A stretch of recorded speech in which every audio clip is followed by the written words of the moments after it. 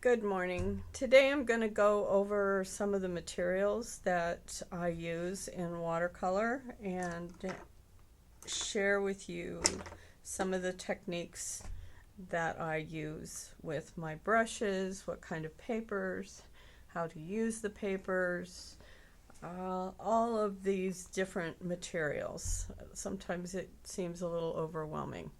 So anyway, I'm going to start this. We'll start with paper. I use, depending on where I'm painting and what I'm painting, I use lots of different kinds of papers. Last year I bought this beautiful book of very nice watercolor paper that I can take on location and I can paint wherever I am, and it keeps them all, it's just wonderful paper to work on. It keeps everything all nice and together, and then you can just cut these out if you want to frame something. So that is a luxury. That's not a necessity. I use various kinds of paper. This is a Strathmore paper that is fairly smooth, and I use it for small paintings. This is a 6x9 size. Small paintings like for cards and things like that. And it has, on one side it's a little bit texture, on the back side it's a little bit smooth. There's no reason, if you like the back side of a paper, there's no reason not to use it. Either side is, it's just whatever you like the best. This is a mixed media paper that I use, and it's a hot press paper. The difference between hot press and cold press is hot press is pressed under heat, and it makes a very smooth paper.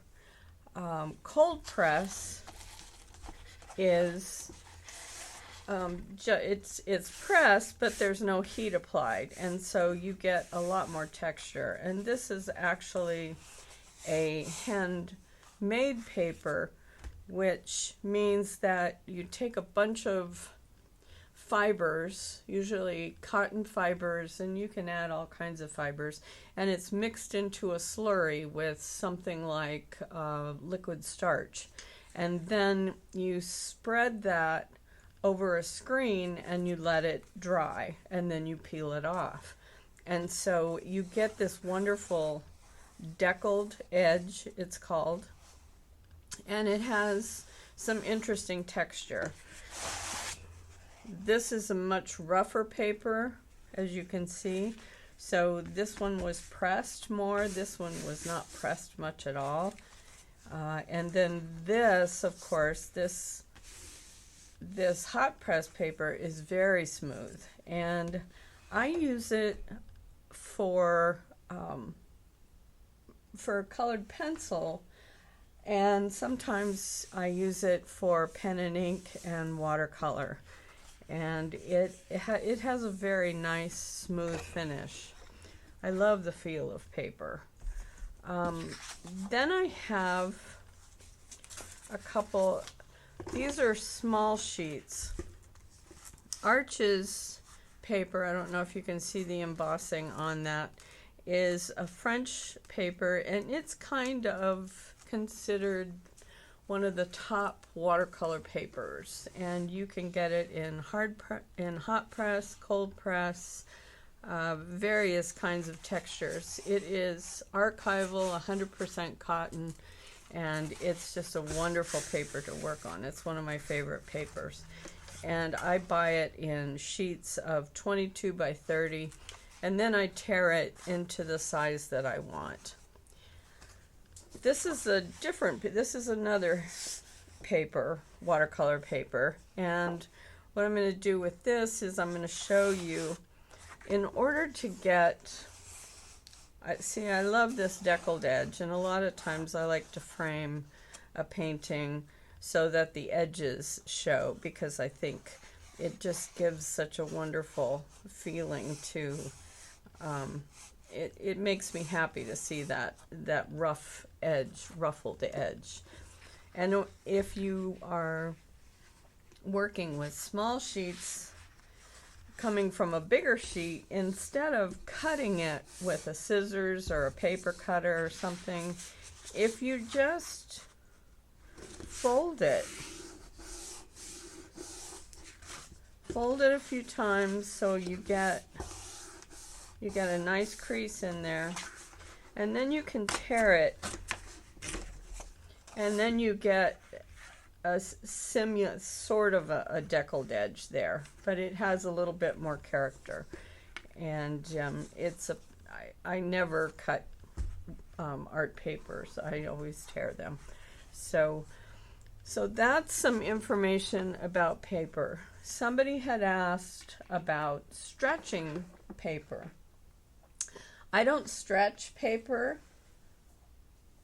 When I first started doing watercolor back in college, they had us soaking it. You put it in the bathtub and you soak it, and it takes out all the sizing.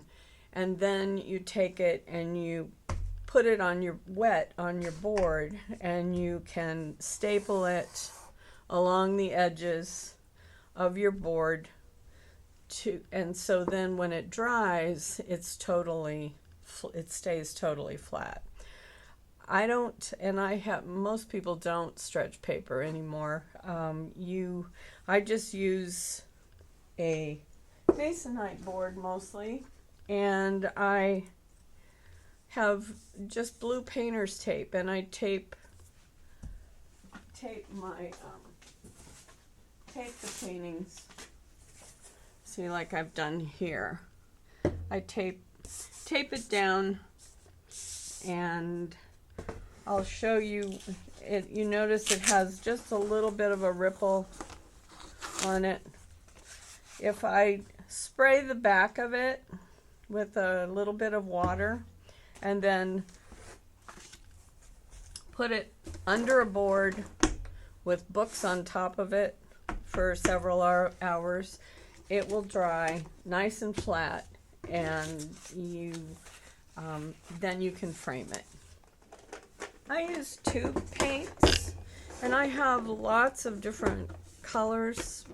Sometimes people have given me colors that they were given or they bought and they didn't like, and so I just have a whole bunch of different colors in tubes. And what I do with the tubes is I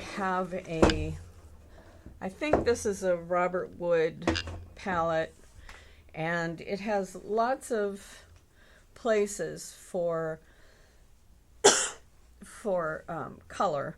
And so I arrange my colors around the outside edges, and I have various yellows and oranges. These are quinacridone colors here. Over here are the browns and kind of natural brown colors. Reds across here, and blues, and a couple of greens. I don't use a lot of greens from tubes. I like to mix greens so they're more natural colors. Anyway, so a little later you will see I do a little segment on how to add water and what kind of consistency you want when you're painting, and how to do glazing, which we'll talk about. Okay, in order to wet my paints, I use my little spray bottle. I find it works better than a brush, and then I can just dip my brush in the color and get the amount of paint I want. I use paper towels a lot to dab with. I also use them as a brush or to sop up extra water or whatever.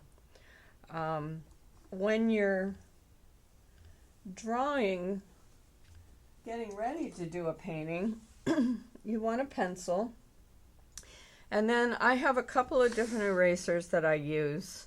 I like the white. This is kind of a, it's not, I guess it's a hard white eraser, but it's not super hard, and it doesn't damage your paper at all. And I like that you can just add new sticks to it and not have to throw that out.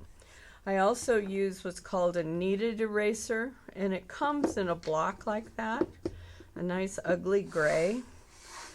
When you take it out of this, you knead it, just almost like bread. You're just folding it and playing with it. And the more you play with it, the softer it gets, more pliable it gets, and then it's formable. So if you have a small area that you want to erase, you can form it into a very, very narrow little point and use that in your drawing. So you can get rid of whatever mistakes or things you decide you don't want to keep in there. Okay, pliers. What do I use pliers for? I use them to open tubes of paint that the caps get stuck. So you don't need any fancy pliers, you just need a pair in order to, unless you're super strong and you can break those caps loose sometimes. So a nice tool to have. Masking fluid. Masking fluid is it's like a rubber cement that if you want, because remember, when you're doing watercolor, you work from light to dark. And so sometimes there are areas, small areas in particular, that you want to keep white, and it gets difficult sometimes to keep them white when you're using a brush. And by painting this masking fluid over those areas, you let it dry, and then you can paint over it. And like I said, it's like a rubber cement, so the paint does not go underneath the fluid. Then once your paper's all dry, you can then peel that layer of masking fluid off, and you have your nice sharp white areas. You never want to blow dry masking fluid. You will end up it will soak down into your paper and you'll never get it out. And the reason I like this brand is because it has a tip that is very fine. So I can get a really fine line. I can also, if I have a bigger area, I can just dip a brush in there and get some out to fill in an area. But I love this nice sharp point. And then it it's surprisingly easy to clean, and it has this little needle that goes into that to keep it open. So that's very handy to have. There are lots of other brands. This is my favorite. Brushes. These are primarily the brushes I use, and these two these three I rarely use, but they are nice to have for certain situations. This is mostly for doing flat washes. It's a flat brush, and you get a nice broad stroke with it. This one is a 1 inch, and I also have like a 1 3/4 inch for when I'm doing large sheets of paper. So I'll show you how to use that. Then I have several round brushes in various sizes, and those are primarily the brushes I use because they have the They have a wide range of marks that you can make.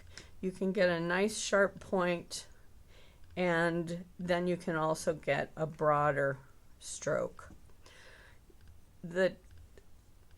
What you want in a watercolor brush, I like the short handle ones. They're easier to use.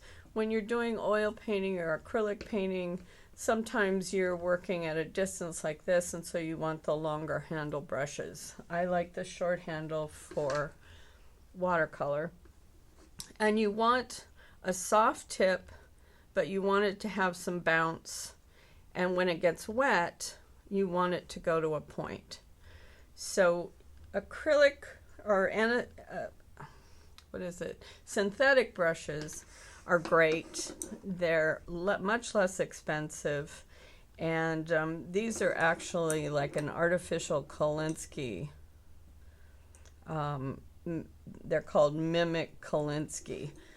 These are actual Kolinsky, and that is like a sable hair brush, and they last a long time, but they're very expensive. And so I buy the detail ones because I don't use them as often, and they just stay.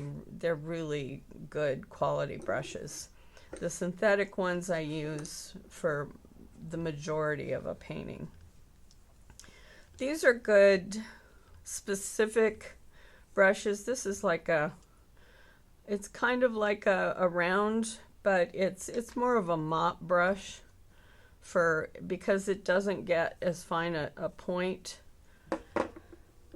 Angle brushes are good for angles, of course, and for lines. You can do some various things with them, which I'll show you. And then a filbert brush has more of a squared off point. You can get some that are even more squared off, but they're good for making various kinds of marks. And we will explore those in another segment. Thanks for watching.